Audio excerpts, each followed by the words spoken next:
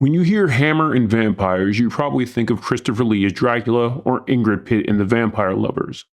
Hammer practically defined gothic horror in the 60s and 70s, but in 2008, the studio tried to resurrect its legacy with something very different, Beyond the Rave, an online exclusive film that blended vampire horror with electronic music culture, raves, and a whole lot of blood. Our film starts with a guy named Ed having a dream about seeing his girlfriend bitten by a vampire. He wakes up and we find out he's in a military hospital, and we hear someone say that they have questions for him. The story then jumps to a month earlier when he finds out that he's being sent to Iraq to war. His buddy Necro picks him up in his hearse, and we get, during the road trip back, a backstory about Ed and his girlfriend Jen having issues after he blew her off. She and Necro went to a rave, and she hooked up with some guy named Malik and hasn't been seen or heard from since. Meanwhile, we see the people who are setting up the rave pay a DJ in cocaine before fanging out and feeding on them. Yep, they're vampires. We then see Jen arrive to the middle of the woods where she finds Malik and his buddies. Malik explains to Jen the party plan for the night, which is to throw a rave in the woods. Meanwhile, the owner of the property who Malik paid off to have the event is attacked by a vampire. Basically the old Grand Theft Auto sleep with a prostitute, then run her over for your money back trick. Back with Ed and Necro, they head to a strip club to meet Necro's connection, who may know how to find out how to get to Jen, but instead witness a fight after a guy gets handsy with the only dancer in the place. Back with Malik, a couple of women act a bit jealous of the attention Jen is getting from him, who's telling her that after the rave they're getting on a boat and leaving. Ed, Necro, and his crew eventually find out the radio frequency to learn where the rave is when they see it written in lipstick on Necro's stomach, which you'd think he'd have noticed long before this, but whatever, movie's got a movie. I guess a lot of people got tummy messages as we see multiple groups introduced so far head in the direction the radio says to attend the rave. When Ed arrives, he finds Jen while another woman is super happy to see Necro. Ed and Jen bicker about who's being the worst significant other, with Jen definitely winning since his excuse for being a neglectful boyfriend was being a soldier. Jen then tries to talk Ed out of going to Iraq and then walks away after they bicker some more. Apparently both cheated because they both suck at communication. Ed heads back into the rave to go look for Jen and starts having weird PTSD visions. He leaves for fresh air, where he runs into an old guy who hands him something to smoke. The old guy then tells Ed that he smells death on him. Back at the rave, some guy is taking a leak and is interrupted by two hot women who watch it like a spectator sport. They enjoy the show so much that they take him away with them. The girls are Anais and Lucretia, by the way, and they're the ones from earlier that aren't so fond of Jen. Back outside, the old guy tries to help out two guys who are arguing. He tells them he's a vampire, and when they take off, he hunts them. Prior to that, he tells them that they had a choice, but we never get to hear what the choice was, sadly. Ed eventually finds Jen with Malik and punches Malik. Malik plays it cool and lets Ed and Jen head outside where the two make up, and Ed proposes to Jen, which she says yes. While they're outside, the DJ says to let the ceremony begin, and the female vampires begin faking out and feeding. Shout out to the vampire girl on the swing, who apparently is played by Sadie Frost. You know, Hot Lucy from Francis Ford Coppola's 1992 Dracula film. Nice callback. By the way, if you're watching this episodically, episode 12 is the girls feeding episode, as not only does Frost feed on a raver, but Anais and Lucretia feed on bathroom guy at the same time. This is a good time to mention that this wasn't supposed to be the only vampire callback cameo, as Ingrid Pitt herself had a role in this film, but her appearance was left on the cutting room floor.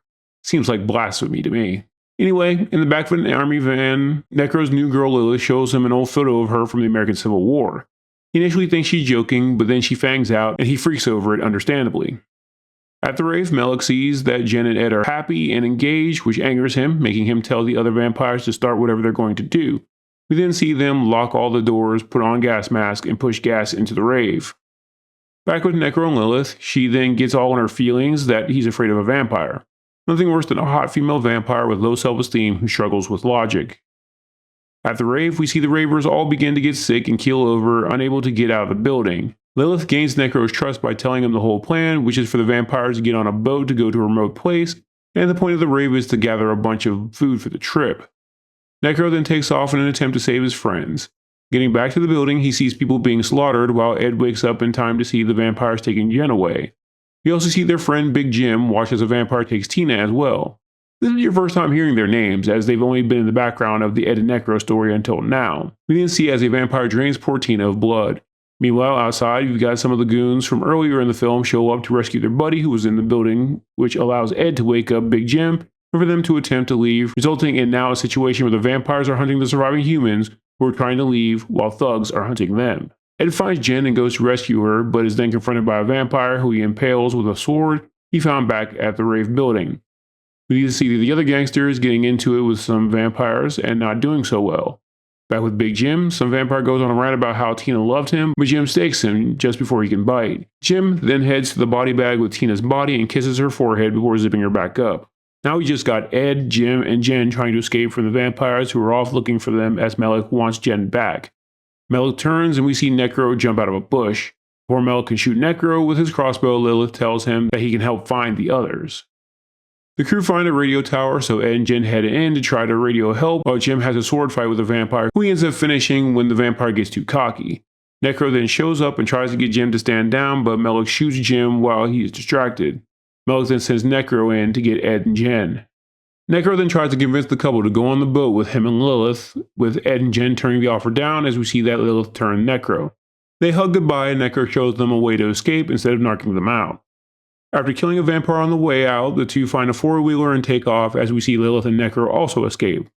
As Ed and Jen roll out, Melek fires a harpoon into the air which strikes Jen in the back. They say their I love yous and Jen dies. Ed, now bent on revenge, decides to head back and confront Melek. Melek shoots Ed but is saved by a charm he has, and Ed impales Melek harpoon style with his dad's Union Jack. Melek ends up getting up to taunt Ed, but just then the sun comes up and Melek bursts into flames and explodes. The film ends with Ed being picked up by his military buddies to head to Iraq, while the next night an investigator finds all the bodies from the rave. The last thing we see is Lilith and Necro go off on their new vampire life together with the crazy old vampire who we find out is Lilith's uncle. So what did you think of Hammer's last vampire outing? Is Beyond the Rave an underrated gem, or just a weird experiment best left forgotten? Drop your thoughts in the comments. Thanks for watching. If you like these recaps, please leave a like and subscribe and hit the bell icon to know every time I update.